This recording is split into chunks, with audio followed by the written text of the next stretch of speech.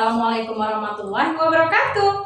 Jumpa lagi di channel Gani Alfayat. Di video kali ini saya akan sharing tentang cerita yang berjudul Semut Merah yang Bijak. Mau tahu seperti apa? Tonton terus video ini hingga selesai.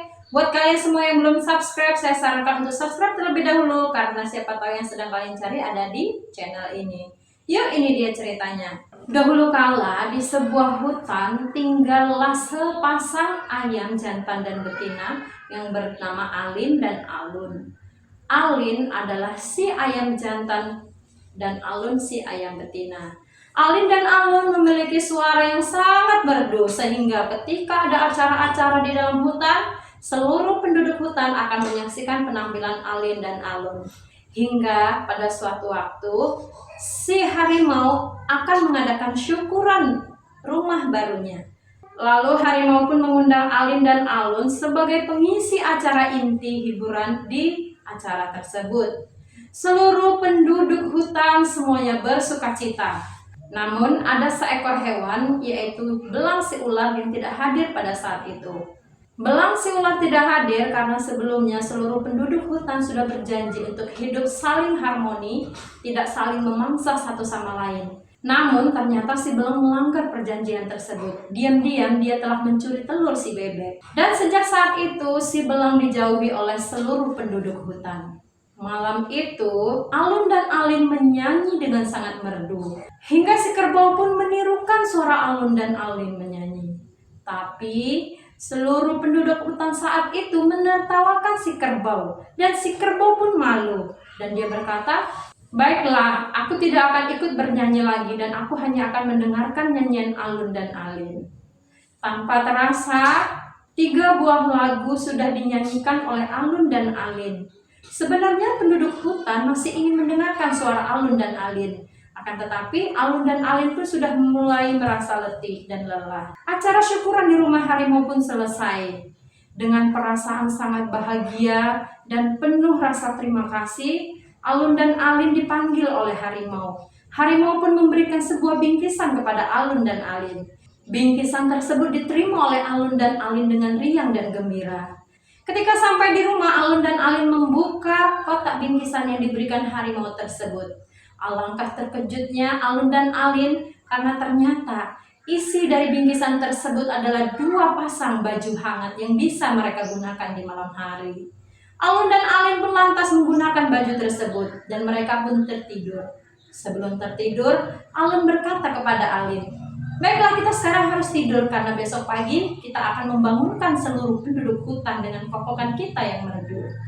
Ketika pagi menjelang, Alun dan Alin pun berkokok dengan merdunya membangunkan seluruh penduduk hutan.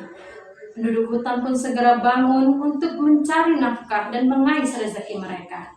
Begitu juga dengan Alun dan Alin.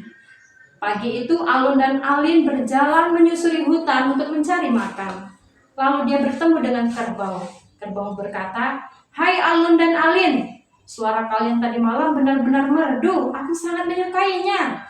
Lalu dengan sopan dan ramah Alun dan Alin mengatakan, "Terima kasih Pak Kerbau." Alun dan Alin memiliki teman yang sangat banyak di hutan. Alun dan Alin juga disukai oleh seluruh penduduk hutan. Hidup mereka bahagia dan harmonis. Namun Alun dan Alin belum diberi keturunan. Mereka belum memiliki anak. Namun suatu malam ketika tertidur, Alin bermimpi bertemu dengan seorang kakek. Kakek tersebut mengatakan bahwasanya mereka akan diberi anak sebentar lagi, anak laki-laki dan perempuan yang lucu dan gagah. Namun jika sudah memiliki anak, mereka harus merawat anak tersebut dan menjaga dari mara bahaya apapun yang terjadi. Hingga akhirnya tersentaklah Alin. Dia menceritakan mimpinya kepada Alun. Dia berharap dan berdoa semoga mimpi itu menjadi kenyataan. Tepat 1 tahun setelah mimpi tersebut, akhirnya Alun pun bertelur. Namun, telur Alun berbeda dengan ayam-ayam pada umumnya. Alun hanya memiliki 2 telur yang putih dan bersih. Alangkah bahagia hati Alun dan Alin karena sebentar lagi mereka akan memiliki anak. Alin meminta Alun untuk selalu menjaga telur tersebut. Hingga pada suatu hari, ketika Alin pergi mencari makanan, Alun merasa sangat kepanasan dan ingin makan sesuatu. Hingga akhirnya dia pun keluar dari rumah.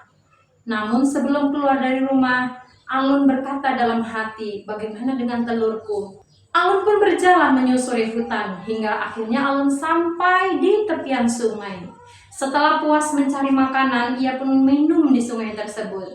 Ketika minum di sungai tersebut, Alun berjumpa dengan seekor ikan emas. Ikan emas itu pun menyapa, "Hai kakak Alun, aku dengar sebentar lagi engkau akan memiliki anak." "Benar sekali ikan emas, selamat ya kakak Alun." "Terima kasih ikan emas," ujar si Alun. "Tapi kakak Alun, mengapa kakak Alun keluar? Bukankah kakak Alun harus menjaga telur-telur kakak Alun?" Lalu Alun pun berkata, "Benar, tetapi hari ini aku sangat haus dan ingin sekali minum dan makan di luar. Karena sudah lama sekali aku tidak keluar dari rumahku." Ikan emas pun berkata lagi, "Kakak Alun harus hati-hati dan menjaga telur kakak Alun. Karena aku dengar belang si ular itu tidak suka jika kakak Alun akan memiliki anak." Mendengar hal tersebut, si Alun pun teringat akan telur-telurnya. Dia pun berlari dengan sangat cepat untuk sampai ke rumahnya. Sesampainya di rumah Alun, yang ditakutkan Alun ternyata menjadi kenyataan. Belang si ular sudah menguasai telur-telur Alun. Dengan perasaan sedih dan meminta dengan mohon, Alun pun berkata kepada belang, "Belang, tolong jangan kau lukai kedua calon anakku itu." Dengan memohon dan meminta, Alun pun terus merayu belang si ular. Namun belang si ular tidak menghiraukan permintaan Alun. Kerbau dan rusa yang melihat Alun berlari dengan panik dan gelisah tersebut pun akhirnya datang ke rumah Alun. Dan mereka pun terkejut ketika melihat belang si ular sudah menguasai telur-telur Alun. Akhirnya harimau pun mengumpulkan seluruh penduduk hutan untuk membahas kejadian tersebut. Mereka ingin menyelamatkan telur-telur si Alun dan memberi pelajaran kepada belang si ular. Namun seluruh binatang saat itu diam dan tidak berani menghadapi belang si ular, karena mereka takut belang si ular dapat melukai mereka dengan bisanya. Tiba-tiba, majulah semut merah ke hadapan harimau. Dia berkata kepada harimau untuk memberi kesempatan kepada semut merah memberi pelajaran kepada belang si ular. Semua penduduk hutan mentertawakan semut merah karena badannya yang sangat kecil tidak mungkin bisa mengalahkan belang si ular. Namun harimau yang bijaksana mempersilahkan semut merah untuk menyampaikan idenya. Semut merah pun berkata, "Aku bersama para pasukanku akan menghadapi ini. Namun kalian semua tidak boleh ada yang mendekat ke arah itu. Kalian semua cukup melihat dari jauh." Akhirnya Alun, Alin, dan harimau pun setuju. Mereka semua menuju rumah Alun dan melihat dari kejauhan. Sementara semut dan pasukannya masuk ke dalam rumah Alun dan melihat belang si ular sedang menguasai telur Alun. Hingga akhirnya semut merah dan pasukannya sudah bersiap di badan belang si ular. Belang si ular pun terkejut, tiba-tiba semut merah muncul di hadapannya. Semut merah berkata, "Silahkan pergi dan tinggalkan telur Alun." Dengan tertawa sambil mengejek, belang si ular pun tidak mau pergi dari telur Alun. Akhirnya semut merah pun memerintahkan pasukannya untuk serang satu. Serang satu itu artinya mereka menggelitiki seluruh badan si ular. Maka belang si ular pun kegelian digelitiki oleh seluruh pasukan semut. Namun belang si ular pun tidak mau pergi dari telur Alun tersebut. Lalu semut merah pun memerintahkan lagi kepada pasukannya, serang dua. Serang dua itu artinya mereka harus menggigit semua tubuh ular. Hingga tubuh belang si ular pun sakit dan bengkak-bengkak. Belang si ular pun sudah mulai merasakan kesakitan dan memohon ampun. Namun semut merah memerintahkan kepada pasukannya, serang tiga. Kali ini para pasukan semut merah menggigit dengan lebih keras lagi, yang membuat belang si ular merasakan sakit yang luar biasa dan tubuhnya bengkak serta kemerahan.